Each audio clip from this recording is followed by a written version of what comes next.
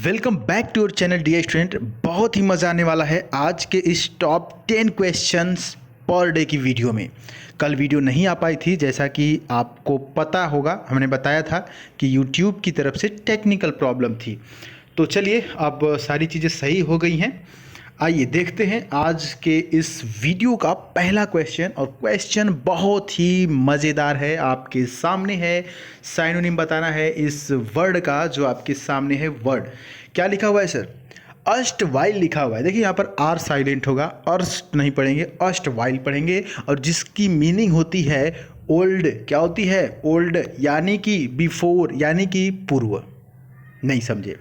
अष्टवाइल का मतलब होता है पूर्व। जैसे बोलते हैं ना कि पूर्व प्रधानमंत्री, पूर्व अध्यक्ष, पूर्व ग्राम पंचायत अध्यक्ष, पूर्व ग्राम प्रधान। बात समझे? तो इसका साइनोनिम बताना है तो क्या हो जाएगा? फटाफट बताइए क्या हो जाएगा? फार्मर हो जाएगा। बहुत ही बढ़िया। एक होता है फार्मर मीन्स किसान, उसकी स्पेलिंग थोड़ी सी अलग होती है। क्या होती है बता दीजिएगा कमेंट बॉक्स में। ठीक है, तो फार्मर मीन्स क्या होता है? पुराना। ठीक है, तो यहाँ पर इसका साइनोनिम ऑप्शन नंबर ए हो जाएगा। आगे बढ़ते हैं बिना किसी समय गंवाए हुए। तो वॉइस से क्वेश्चन है डियर स्टूडेंट। देखिए वॉइस हुआ या डायरेक्ट इनडायरेक्ट हुआ, ये दो सेक्शन ऐसे हैं कि इनमें तो कोई भी गलतियाँ नहीं होनी चाहिए।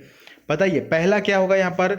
हाँ, दिया हुआ है कि he was brought up and educated by his grand mother.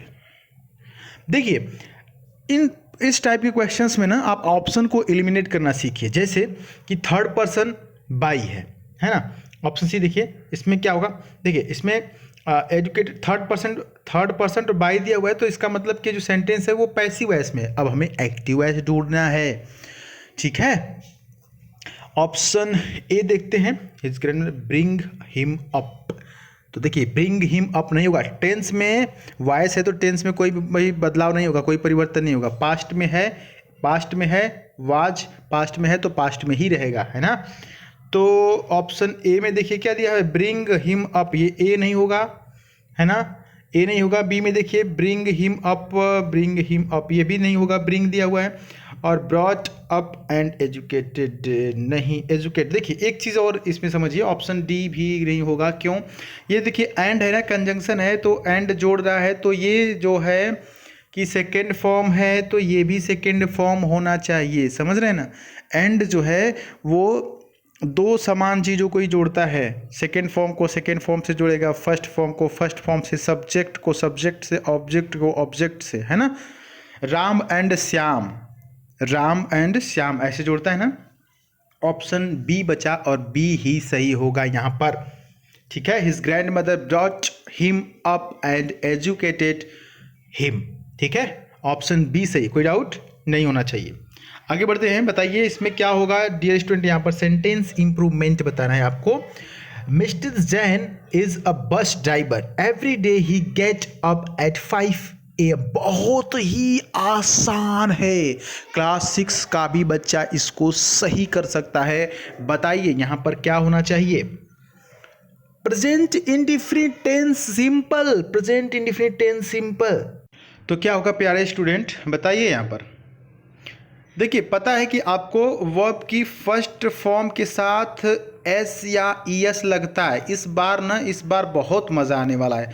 जब मैं बेसिक शुरू करूँगा ना, बेसिक शुरू करूँगा तो टेंस से ही शुरू करूँगा। बहुत ही चीज़ें आसान हो जाएंगी आपको इस बार फुल बैच आपको मिलेगा, बिल्कुल फ्री मिलेगा। ही गेट नहीं डियर स्टूडेंट, ही गेट्स होता है ना। ही क्या है? सिंगुलर है। ठीक है, थर्ड पर्सन सिंगुलर है तो ये थर्ड पर्सन है। ही गेट के साथ एस एस लगेगा, गेट्स अप हो जाएगा, है ना। चलिए आगे बढ़ते हैं। नरेशन है, बताइए। ही said to me the tailor, sorry, he said to the tailor, comma noted comma, when will my dress be stitched, है ना। इसका मतलब सिलना होता है। क्या होगा यहाँ पर? देखिए कामा इन्वर्टेड कामा की जगह इफ या वेदर का प्रयोग नहीं होगा, दैट का भी प्रयोग नहीं होगा। क्यों? क्योंकि वेन ही है तो यही जोड़ने का काम करेगा। तो देखते हैं ऑप्शन सी जो है कि गलत है। यहाँ पर देखिए इफ दिया हुआ है ना, ये तो नहीं होगा। एक ऑप्शन तो ऐसे ही हट गया, कामा इन्वर्टेड कामा की जगह वेन होगा। और देखिए ये विल है तो ये इनडायरेक्ट में वुड हो जाएगा, तो देखते हैं ऑप्शन बी में। देखिए यहाँ पर विल का विल छोड़ दिया तो बी वाला भी हट जाएगा। ऐसे ही सीखते हैं, ऐसे ही सीखते रहिए, सीखते रहिए। नरेशन में ऑप्शन को एलिमिनेट करना सीखिए। ऑप्शन ऑप्शन आप डी देखिए, माई ड्रेस दिया हुआ है ना, माई ड्रेस डी में देखिए, और ए में देखिए हर ड्रेस दिया हुआ है। तो क्या होना, कौन सा इसमें सही है, हर ड्रेस होगा कि माई ड्रेस होगा? चूंकि माई ड्रेस है तो माई को सी के अनुसार चेंज करेंगे, फर्स्ट पर्सन है तो सी का क्या होगा, हर ड्रेस होगा, माई ड्रेस नहीं होगा। तो चौथा ऑप्शन भी गलत हो गया। जब 3 गलत हो गए तो एक सही हो जाएगा। Option A is right here.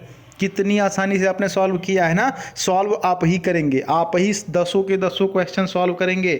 मैं बस हिंट देता रहूँगा आपको। जैसा कि अगला क्वेश्चन है, translate this poem into Hindi. अब इसको बताइए, पैसिव वॉइस में बनाना है, मैं नहीं बनाऊंगा, आपको ही बनाना है। हाँ, मैं इतना जरूर आपको बताऊंगा कि ऑर्डर किया जा रहा है, ध्यान देंगे। Translate this poem into Hindi, order दिया जा रहा है। तो याद रखें कि ऐसे सेंटेंस में पैसिव बनाते समय लेट बी के साथ थर्ड फॉर्म आता है। क्या होता है?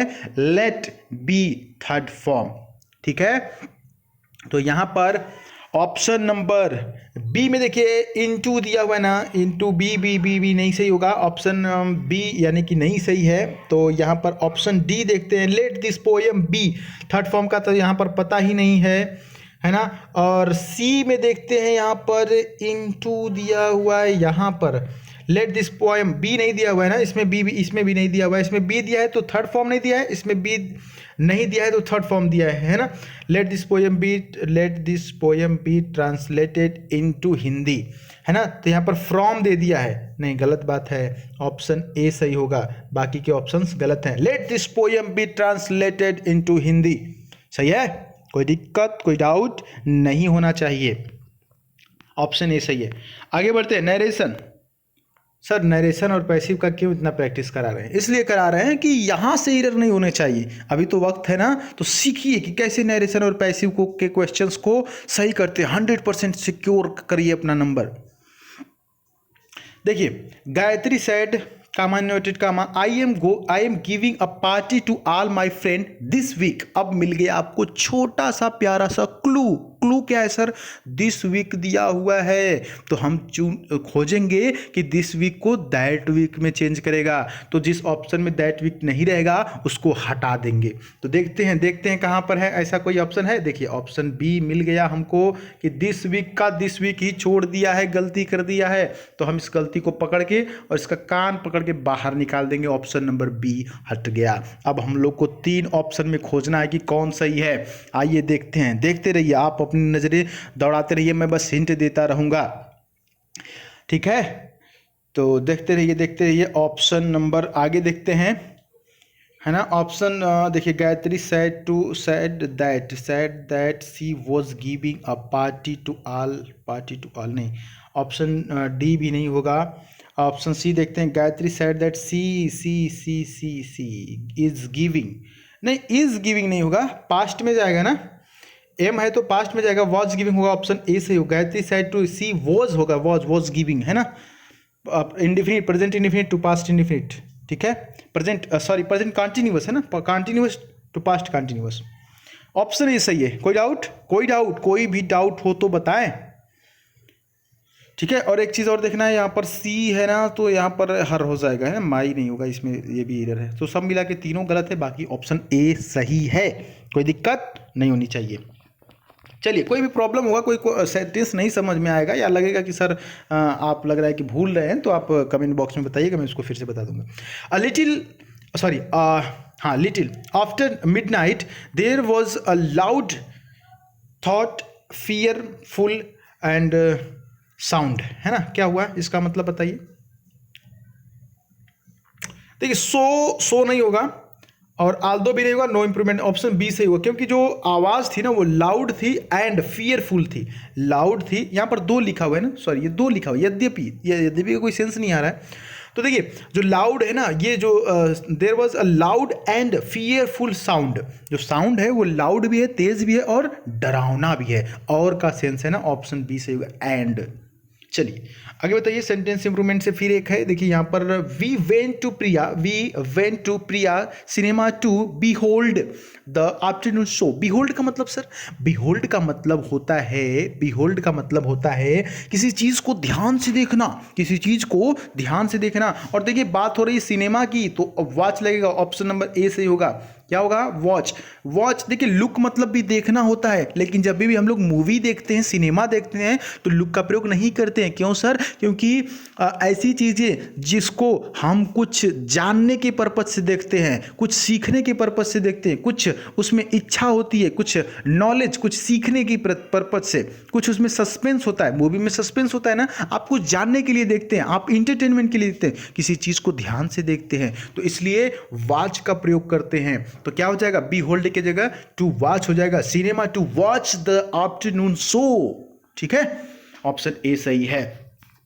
देखिए वक्त आपके पास है, मैं समझाऊंगा इंग्लिश घोल के आपके कानों में डाल दूंगा और कानों के रास्ते से दिमाग में चला जाएगा, लेकिन आपको बने रहना पड़ेगा, है ना।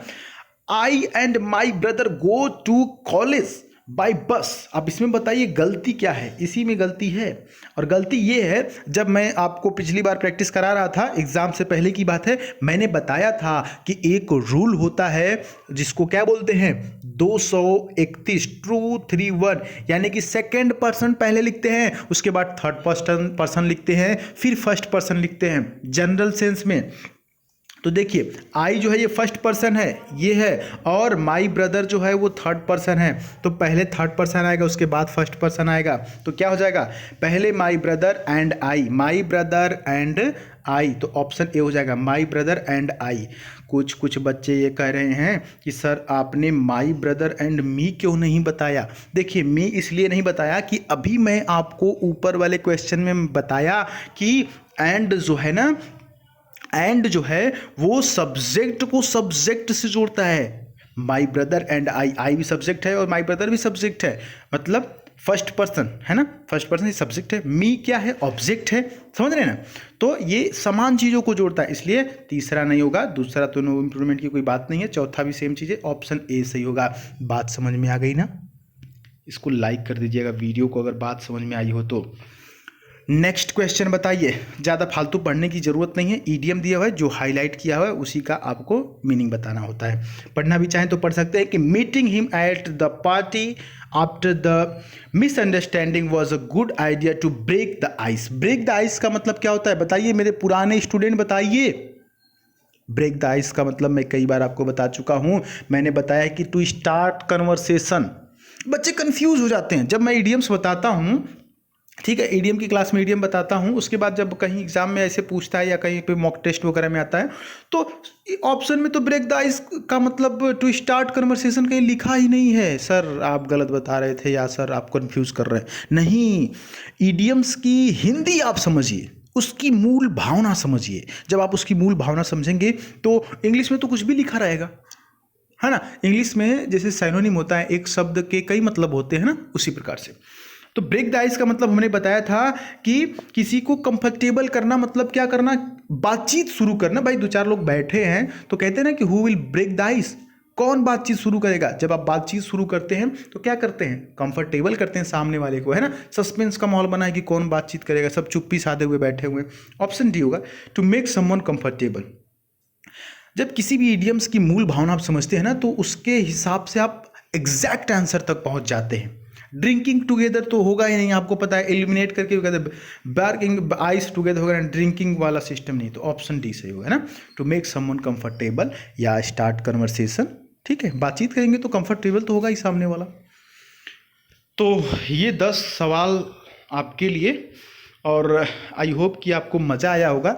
देखिए मैं गारंटी लेता हूँ कि अगर आप इस सीरीज़ को कंटिन्यू ज्वाइन रखेंगे ना, तो आने वाले कुछ ही दिनों में, अरे 10 दिन में आपको 100 क्वेश्चन मिल जाएंगे आपके पास, है ना। तो आने वाले क्वेश्चन में जब 100, 150, 200 क्वेश्चन की आप प्रैक्टिस कर लेंगे तो आपको आदत हो जाएगी।